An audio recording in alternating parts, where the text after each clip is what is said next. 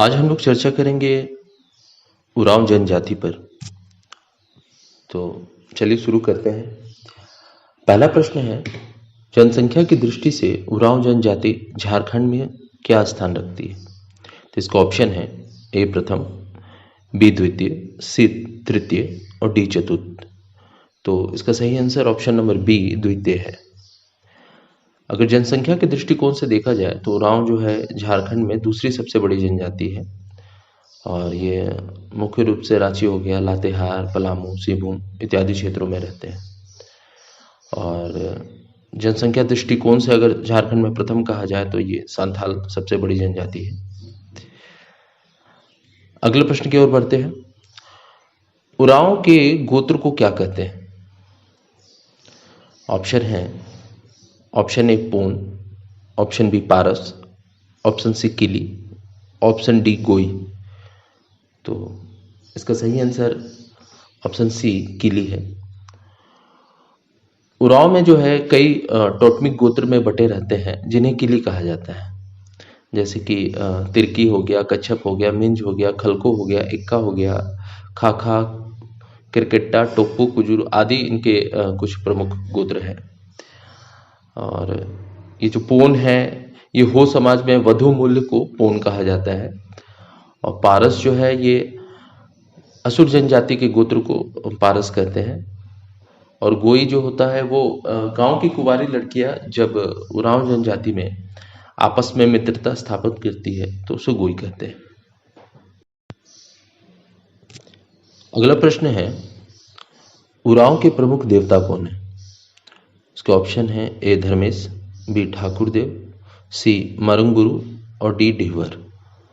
तो उरांव जनजाति में ये सभी देवता पूजनीय हैं, लेकिन अगर प्रमुख देवताओं की बात करें जो कि सिंगा बोंगा या सूर्य के प्रतीक माने जाते हैं वो धर्मेश है, जिसका सही आंसर ऑप्शन ए धर्मेश होगा।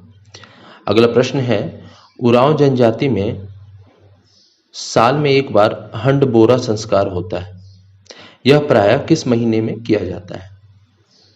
इसके ऑप्शन है, ऑप्शन ए जनवरी, ऑप्शन बी फरवरी, ऑप्शन सी मार्च, ऑप्शन डी अप्रैल। तो इसका सही उत्तर ऑप्शन ए जनवरी है। हंड बोरा संस्कार जो होता है यह उरांव जनजाति के वर्ष भर में मरे गोत्र के सभी लोगों की हड्डी नदी में निक्षेपित की जाती है। ऐसा इस जनजाति का मानना है कि हंड बोरा के पश्चात उन व्यक्तियों की आत्मा उनके पूर्वज की आत्मा से मिल जाती है। यह प्रायः जनवरी माह में ही होता है, जिसे हंड बोरा संस्कार कहते हैं। अगले प्रश्न की ओर बढ़ते हैं। अगला प्रश्न है, वर्तमान समय में झारखंड में कौन सी जनजाति सबसे अधिक शिक्षित मानी जाती है? तो इसके ऑप्शन है, option A Santhal, option B Munda, option C Ho, option D इनमें से कोई नहीं। तो इसका सही आंसर ऑप्शन डी इनमें से कोई नहीं होगा। इसका आंसर जो सही उत्तर होगा वो उरांव होना चाहिए, कि उरांव जनजाति झारखंड की सबसे अधिक शिक्षित जनजाति है। और ये अगर देखिएगा इस जनजाति में तो ये सामाजिक और राजनीतिक रूप से भी काफ़ी जागरूक है, जिस कारण ये काफ़ी शिक्षित जनजाति मानी जाती है झारखंड में। अगला प्रश्न है, उरांव जनजाति में प्रचलित मान्यता के अनुसार हंड बोरा संस्कार के बाद मरे लोगों की आत्मा उनके पूर्वजों की आत्मा से मिल जाती है, जिसे कहते हैं गोत्र खुदी, बी कोहाबेंजा, सी पेल एडपा और डी खनकरिया। तो जैसा कि हम लोग पहले प्रश्न में भी चर्चा किए थे कि हंड बोरा संस्कार में जो प्रायः जनवरी में किया जाता है और उसमें जो वर्ष भर में मरे हुए लोग होते हैं उनका हड्डी एकत्रित करके जनवरी माह में विसर्जित किया जाता है और नदी में विसर्जित किया जाता है, जो जिससे उनकी ये मान्यता है कि इससे वो अपने पूर्वजों की आत्मा से मिल जाते हैं। और जो ये पूर्वजों की आत्मा से मिलन को जो बोला जाता है वो कोहाबेजा कहा जाता है, यानी इसका सही उत्तर ऑप्शन बी होगा।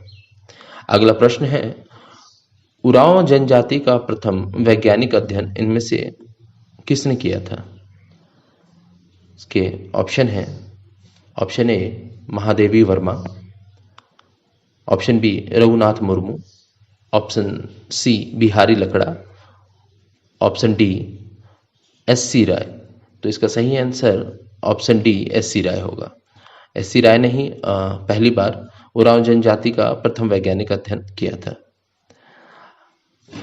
अगला प्रश्न है, धूमकुरिया में प्रवेश करने वाले नए सदस्य को क्या कहा जाता है? तो इसके ऑप्शन है, option A Puna Jokhar, option B Banjh Jokhar, option C Poha Jokhar, option D Pel Jokhar. तो इसका सही answer option A Puna Jokhar है। धूमकुरिया के बारे में जैसे कि कुछ बता देता हूँ। धूमकुरिया उरांव जनजाति में एक साधारण घर होता है जहाँ अविवाहित युवक युवतियां रहते हैं। लड़के के लिए अलग होता है और लड़कियों के लिए अलग रहता है। जहाँ लड़के जो धूमकुरिया में प्रवेश जो रहते हैं उसको जोखेरपा कहते हैं और लड़कियों की धूमकुरिया को पेलेरपा कहते हैं। उरांव जनजाति में प्रायः 10 से 11 वर्ष की उम्र में ही धूमकुरिया में प्रवेश हो जाता है और विवाह के पूर्व तक वे इसके सदस्य बने रहते हैं। विवाह के पश्चात ये इसकी सदस्यता ऑटोमेटिक खत्म हो जाती है। इसकी 3 श्रेणियां हैं, पूना जोखर, मांझ जोखर और कोहा जोखर। इसमें जो ऑप्शन सी है पोहा जोखर नहीं होगा, वहाँ कोहा जोखर होना चाहिए। ठीक है।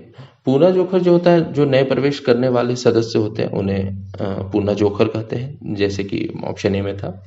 और मांझ जोखर जो है 3 साल बाद प्रवेश करने वाले सदस्य को मांझ जोखर कहते हैं।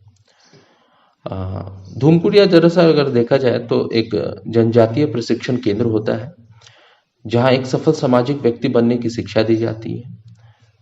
यह जो होता है यह अपने जनजातीय रीति रिवाज, गीत, परंपरा, लोक नृत्य, संस्कृति आदि से परिचित करवाते हुए व्यवहारिक ज्ञान दिया जाता है। लेकिन दुर्भाग्य कहा जाए कि मिशनरी आने के बाद यह व्यवस्था लगभग उरांव जनजाति में समाप्त हो चुकी है। अगले प्रश्न की ओर बढ़ते हैं। उरांव जनजाति द्वारा गांव के कल्याण हेतु वर्ष में एक बार कौन सी पूजा की जाती है? तो इसके ऑप्शन है, ए भेलवा पूजा, ऑप्शन बी सरना पूजा, ऑप्शन सी गोरिया पूजा, ऑप्शन डी सरहुल पूजा। तो इसका सही आंसर ऑप्शन सी गोरिया पूजा होगा।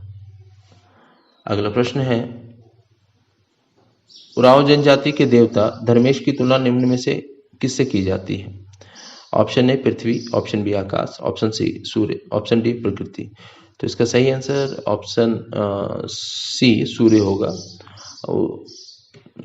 इस जनजाति में जितने भी देवता होते हैं सबकी तुलना अलग अलग चीजों से की जाती है, जैसे कि मारंग गुरु को पहाड़ का देवता, ठाकुर देव को ग्राम देवता, डीवर को सीमांत देवता, तो पूर्व जातमा को कुल देवता इत्यादि इस तरह से किया जाता है। तो जहाँ पे जो इनके प्रमुख देवता धर्मेश है उनको सूर्य का प्रतीक माना जाता है।